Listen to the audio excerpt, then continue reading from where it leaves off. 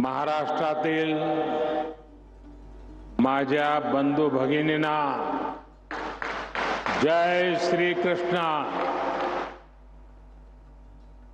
उद्या श्रीकृष्ण जयंती आहे।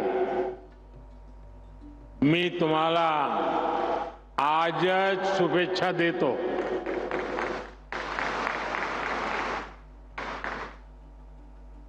महाराष्ट्र के राज्यपाल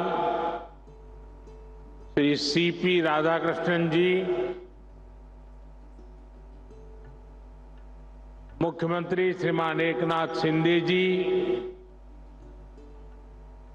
केंद्रीय मंत्रिमंडल के मेरे साथी, देश के कृषि मंत्री, ग्रामीण विकास मंत्री श्रीमान शिवराज सिंह चौहान जी, इसी धरती के संतान, मंत्रिपरिषद के मेरे साथी प्रतापराव जाधव, केंद्र सरकार में हमारे मंत्री श्री चंद्रशेखर जी, इसी धरती की संतान बहन रक्षा खड़से जी, उप मुख्यमंत्री श्री अजित पवार जी, देवेंद्र फडणवीस जी, महाराष्ट्र सरकार के मंत्रीगण, सांसद और विधायकगण और विशाल संख्या में हमें आशीर्वाद देने के लिए आई हुई माताएं बहनें,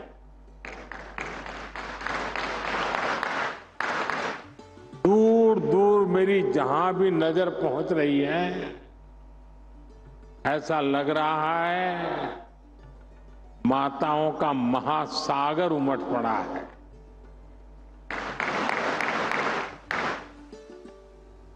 ये दृश्य अपने आप में सुकून देता है। अपनी बात शुरू करने से पहले मैं नेपाल बस हादसे को लेकर अपनी पीड़ा व्यक्त करना चाहता हूं। इस हादसे में हमने महाराष्ट्र के जलगांव के अनेक साथियों को खोया है। मैं सभी पीड़ित परिवारों के प्रति संवेदना व्यक्त करता हूं। जैसे ही ये हादसा हुआ, भारत सरकार ने तुरंत नेपाल सरकार से संपर्क किया।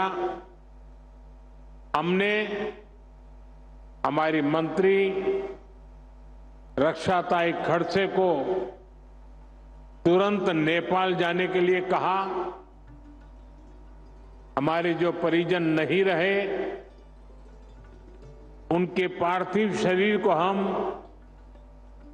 वायुसेना के विशेष विमान से वापस लाए हैं। जो घायल है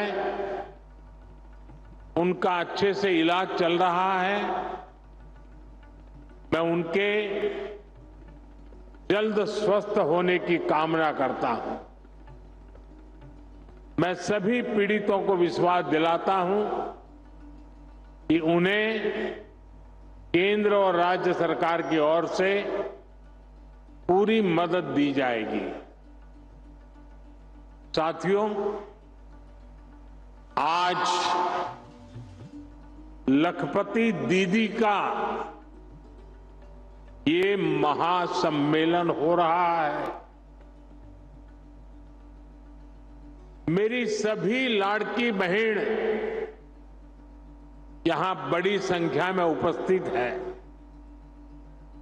आज यहां से देश भर के लाखों सखी मंडलों के लिए 6,000 करोड़ रुपए से अधिक की राशि जारी की गई है। लाखों बचत गटांशी जोडल्या गेलेल्या महाराष्ट्रातील आमच्या भगिनींना सुद्धा कोट्यवधी रुपयाची मदत मिळाली आहे। इस पैसे से लाखों बहनों को लखपति दीदी बनाने में मदद मिलेगी। मेरी सभी माताओं बहनों को बहुत बहुत शुभेच्छा। साथियों, आप सभी में मुझे महाराष्ट्र की गौरवशाली संस्कृति और संस्कारों के भी दर्शन होते हैं और महाराष्ट्र के ये संस्कार भारत ही नहीं विश्व भर में फैले हैं। मैं कल ही अपने विदेश के दौरे से लौटा हूं। मैं यूरोप के देश पोलैंड गया था और वहां भी मुझे महाराष्ट्र के दर्शन हुए।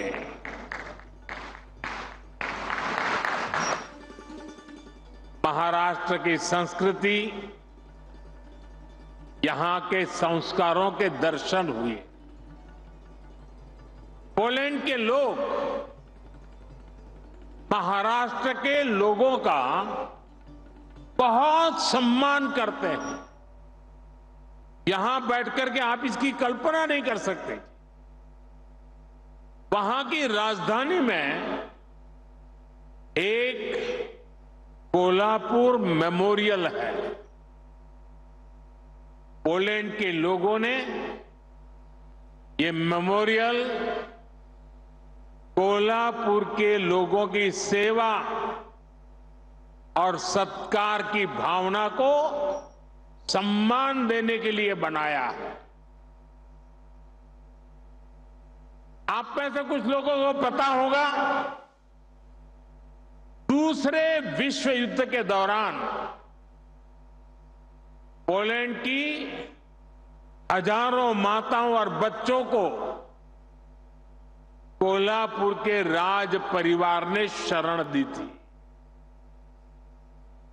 छत्रपति शिवाजी महाराज के संस्कारों के अनुरूप राज परिवार ने, सामान्य लोगों ने शरणार्थियों की सेवा की। जब वहां मैं महाराष्ट्र के लोगों के सेवा भाव, मानवता प्रेम की प्रशंसा सुन रहा था तो मेरा माथा गर्व से ऊंचा हो रहा था। हमें ऐसे ही महाराष्ट्र का विकास करके महाराष्ट्र का नाम पूरी दुनिया में और ऊंचा करते रहना है। साथियों, महाराष्ट्र के संस्कारों को यहां की वीर और धीर माताओं ने सृजित किया है। यहां की मातृशक्ति ने पूरे देश को प्रेरित किया है। आमचे जळगाव हे तर वारकरी परंपराचे तीर्थ आहे। महान संत मुक्ताईची ही भूमि आहे। उनकी साधना, उनका तप आज की पीढ़ी के लिए भी प्रेरणा है। बहिणाबाई की कविताएं आज भी समाज को रूढ़ियों से बाहर निकल सोचने के लिए मजबूर करती है। महाराष्ट्र का कोई भी कोना हो, इतिहास का कोई भी कालखंड हो, मातृशक्ति का योगदान अप्रतिम रहा है। छत्रपति शिवाजी महाराज के जीवन को किसने दिशा दी? ये काम माता जिजाऊ ने किया। जब समाज में बेटियों की शिक्षा, बेटियों के कामकाज को महत्व नहीं दिया जाता था, तब सावित्रीबाई फूले आगे आई। यानी भारत की मातृशक्ति ने हमेशा समाज और राष्ट्र के भविष्य को बनाने में बहुत बड़ा योगदान दिया है। और आज जब हमारा देश विकसित बनने के लिए मेहनत कर रहा है, तो फिर से हमारी मातृशक्ति आगे आ रही है। मैं अपने सामने देख रहा हूं, महाराष्ट्र की आप सभी बहनें कितना अच्छा काम कर रही है। तुमच्या सगळ्यामध्ये मी राजमाता जिजाऊ आणि सावित्रीबाई फुलेची छाप पाहतो। साथियों, जब मैं लोकसभा चुनाव के दौरान आपके बीच आया था, तब मैंने कहा था कि हमें 3 करोड़ बहनों को लखपति दीदी बनाना है। यानी 3 करोड़ ऐसी बहनें और जो सेल्फ हेल्प ग्रुप में काम करती है, जिनकी 1 साल की कमाई 1 लाख रुपए से अधिक होगी। बीते 10 वर्षों में 1 करोड़ लखपति दीदी बनी और बीते 2 महीने में, सिर्फ 2 महीने में 11 लाख और लखपति दीदी उसमें जुड़ गई, नई बन गई। यात सुद्धा 1 लाख नवीन लखपती दीदी या आपल्या महाराष्ट्रात तयार झाल्या आहेत। इसमें यहां की महायुति की सरकार ने भी बहुत मेहनत की है। एकनाथ जी, देवेंद्र जी और अजित दादा की पूरी टीम माताओं बहनों को सशक्त करने में जुटी हुई। महाराष्ट्र में माताओं बहनों के लिए, नौजवानों के लिए, किसानों के लिए एक से बढ़कर एक स्कीम्स, नई नई योजनाएं चलाई जा रही। साथियों, लखपति दीदी बनाने का ये अभियान सिर्फ बहनों बेटियों की कमाई बढ़ाने का अभियान है, इतना नहीं है।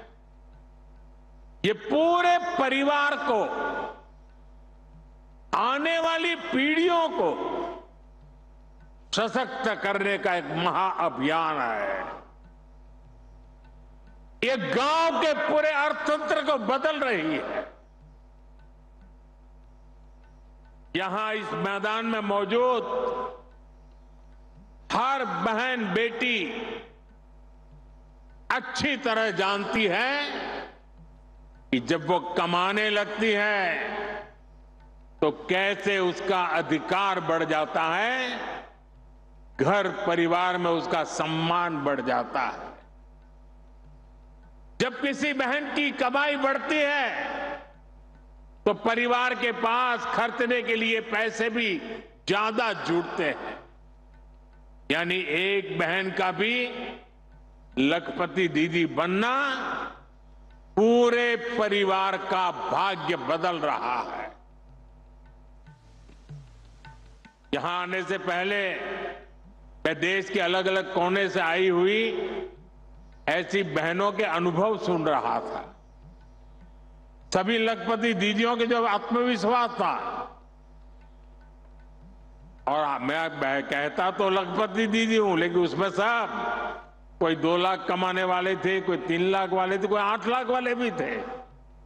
और ये पिछले कुछ ही महीनों में उन्होंने कमाल करके दिखाई है। साथियों, आज आप हर तरफ सुनते हैं कि भारत दुनिया की तीसरी सबसे बड़ी आर्थिक ताकत बनने जा रहा है। इसमें हमारी बहनों बेटियों की भूमिका बहुत बड़ी है। लेकिन कुछ साल पहले तक ये स्थिति नहीं थी। बहनें हर घर, हर परिवार की खुशहाली की गारंटी होती है, लेकिन महिलाओं को मदद मिले इसकी गारंटी लेने वाला कोई नहीं था। देश की करोड़ों बहनों के नाम पर कोई प्रॉपर्टी नहीं होती थी। अगर उन्हें बैंक से लोन लेना होता था तो उनको मिल ही नहीं सकता था।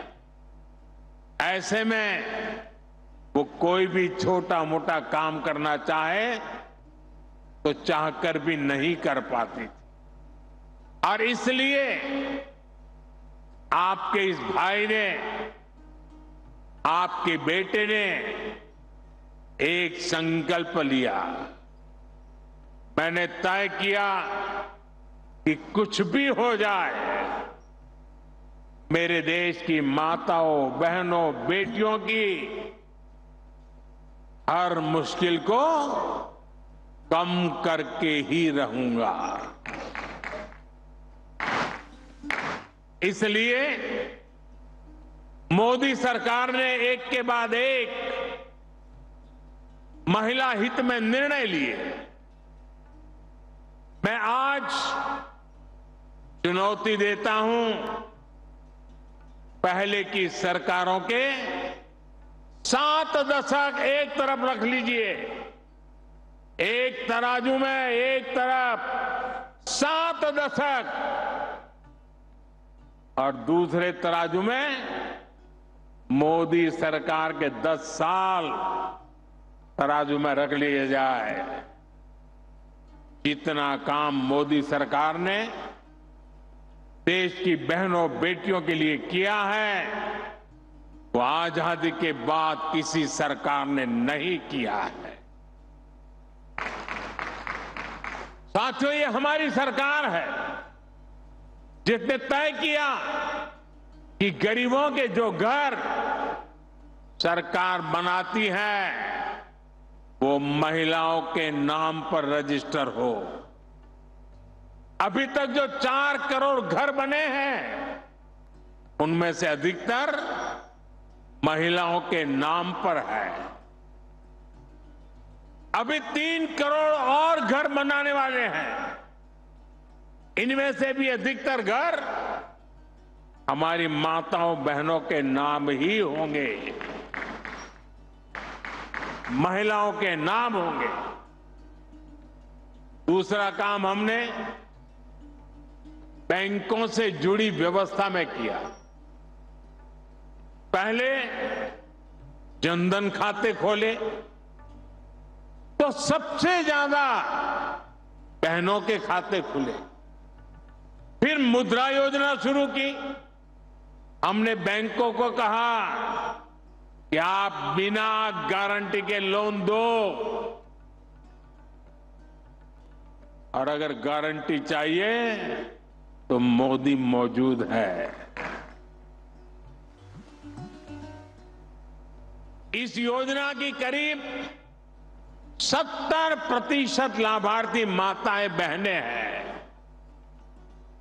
देश में कुछ लोग थे, वो कहते थे कि महिलाओं को ऐसे लोन मत दो, डूब जाएगा, इसमें रिस्क है।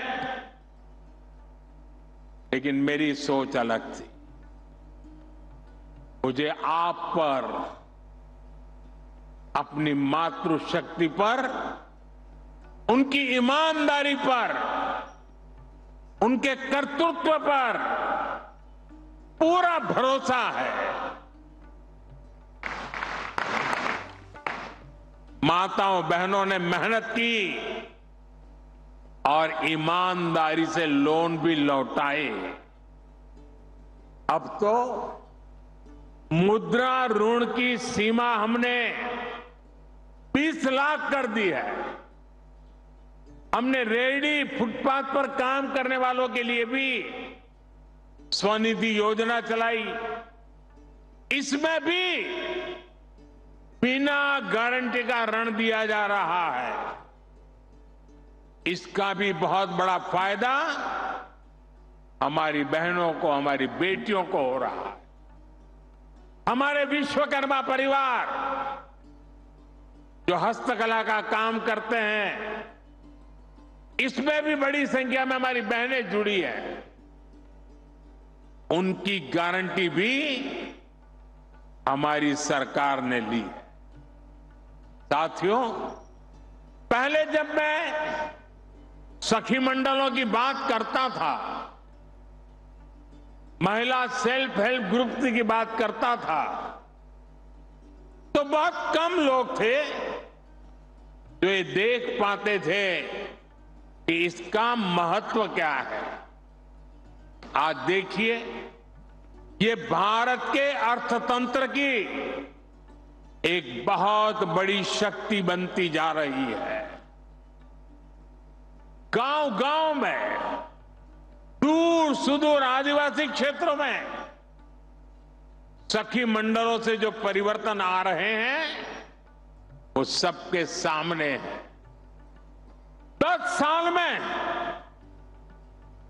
यह आंकड़ा भी बहुत बड़ा है। 10 साल में 10 करोड़ बहनें इस अभियान से जुड़ चुकी हैं और हमने इनको भी बैंकों से जोड़ा है। हमने उन्हें बैंकों से आसान और सस्ता ऋण दिया है। मैं एक आपको आंकड़ा देता हूं और ये सुनकर के आप जरूर चौंक जाएंगे और आपको शायद मन में गुस्सा भी आएगा। क्या मेरा देश पहले ऐसे भी चलता था क्या? साल 2014 तक, साल 2014 तक 25,000 करोड़ रुपए से भी कम, 25,000 करोड़ रुपए से भी कम बैंक लोन सखी मंडलों को मिला था। 2014 से पहले 25,000 करोड़ से भी कम। याद रखिए, ये मैं उन महिला सेल्फ हेल्प ग्रुप की बात करता हूं। सिर्फ 25,000 करोड़, जबकि पिछले 10 सालों में करीब 9 लाख करोड़ रुपए की मदद दी गई है।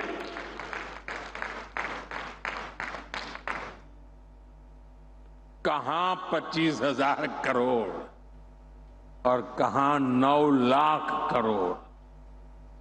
इतना ही नहीं, सरकार जो सीधी मदद देती है उसमें भी लगभग 30 गुना की बढ़ोतरी की गई है। इसका परिणाम यह आया है कि आज गांव की हमारी बहनें अपनी आय भी बढ़ा रही है और देश को मजबूत भी बना रही है। और मैं फिर से कहता हूं, ये तो अभी ट्रेलर है।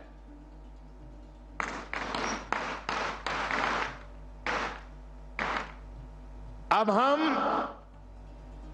बहनों बेटियों की भूमिका का और विस्तार कर रहे हैं।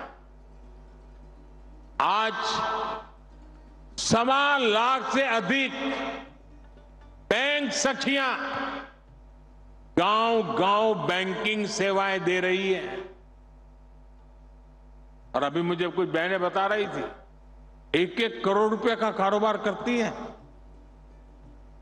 अब हम बहनों को ड्रोन पायलट बना रहे हैं।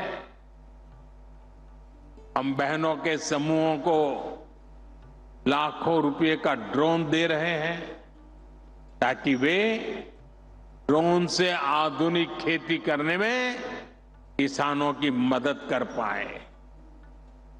हम 2 लाख पशु सखियों को भी ट्रेन कर रहे हैं ताकि वे पशुपालकों को मदद कर सके। यही नहीं, आधुनिक खेती के लिए, प्राकृतिक खेती के लिए भी हम नारी शक्ति को ही नेतृत्व दे रहे हैं।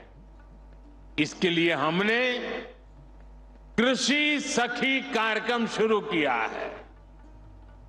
ऐसी लाखों कृषि सखियां आने वाले समय में देश के गांव-गांव में हम बनाने के लिए आगे बढ़ रहे हैं। इन सभी अभियानों से बेटियों को रोजगार भी मिलेगा, उनका आत्मविश्वास भी बढ़ेगा और बेटियों के सामर्थ्य को लेकर समाज में भी एक नई सोच का निर्माण होगा। साथियों, अभी पिछले महीने ही देश का एक बजट आया है।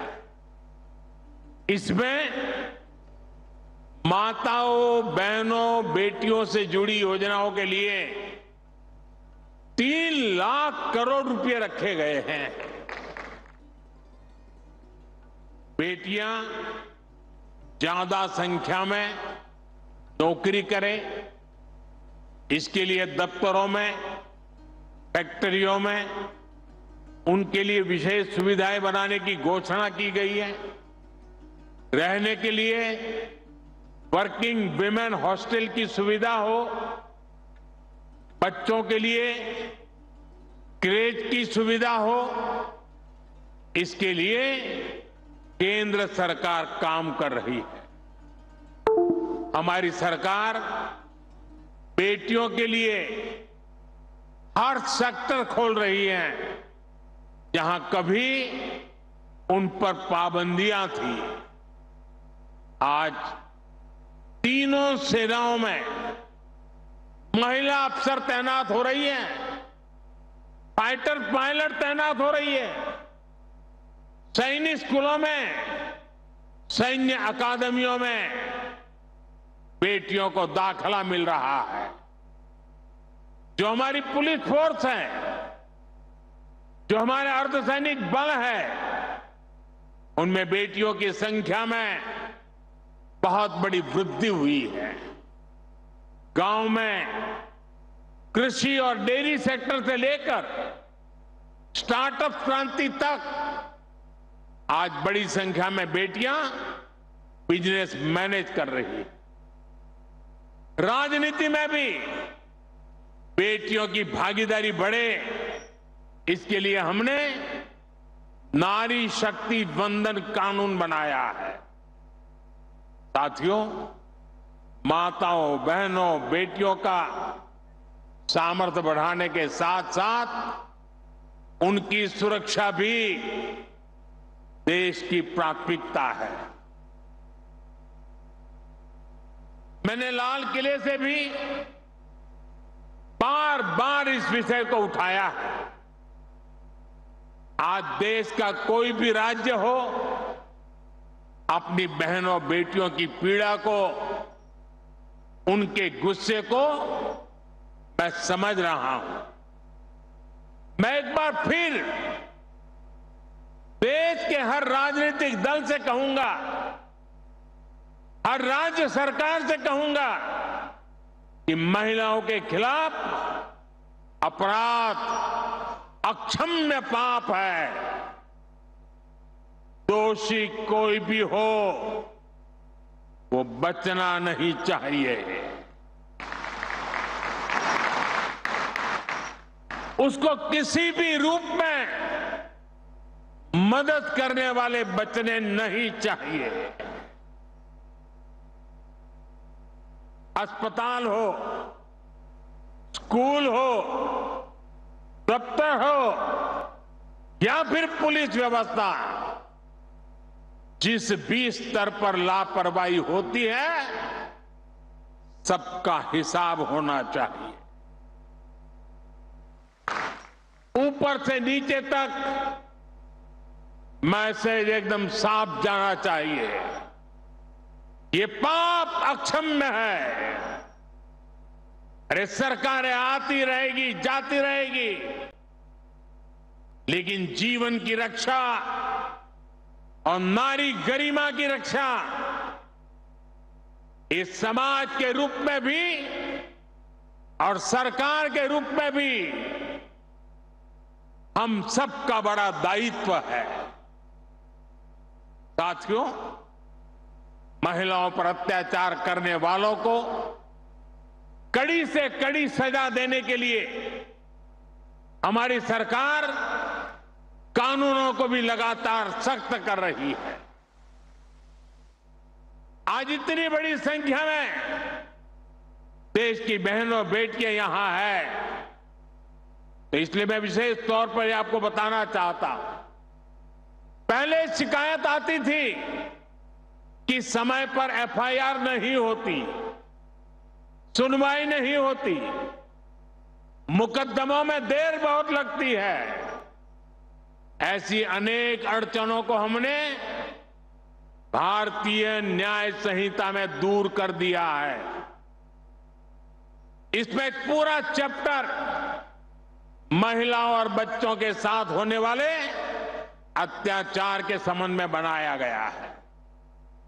अगर पीड़ित महिलाओं को थाने नहीं जाना है तो वो घर बैठे eFIR दर्ज करा सकती है।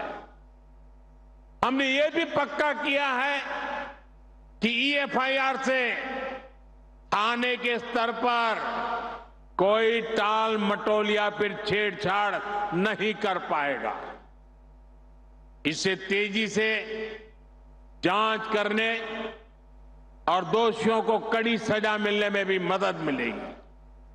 साथियों, नए कानूनों में नाबालिगों से हुए यौन अपराधों पर फांसी और उम्र कैद की सजा का प्रावधान किया गया है। बेटियों के साथ शादी के नाम पर भी धोखे के कई मामले आते रहे हैं। पहले इसके लिए कोई स्पष्ट कानून नहीं था। अब भारतीय न्याय संहिता में शादी के झूठे वादों और छल को भी साफ साफ परिभाषित किया गया है। मैं आपको विश्वास दिलाता हूं, केंद्र सरकार महिलाओं के खिलाफ अत्याचार रोकने के लिए हर तरीके से राज्य सरकारों के साथ है। हमें भारत के समाज से इस पाप की मानसिकता को मिटाकर ही रुकना होगा। इसलिए साथियों, आज भारत विकसित होने के रास्ते पर आगे बढ़ रहा है और उसमें महाराष्ट्र की बहुत बड़ी भूमिका है। महाराष्ट्र विकसित भारत का एक चमकता सितारा है। महाराष्ट्र दुनिया भर के निवेशकों के लिए आकर्षण का केंद्र बनता जा रहा है। महाराष्ट्र का भविष्य ज्यादा से ज्यादा निवेश में है, नौकरी के नए अवसरों में है। आणि महायुतीचे सरकार म्हणजे गुंतवणूक आणि नौकरी की गारंटी आहे।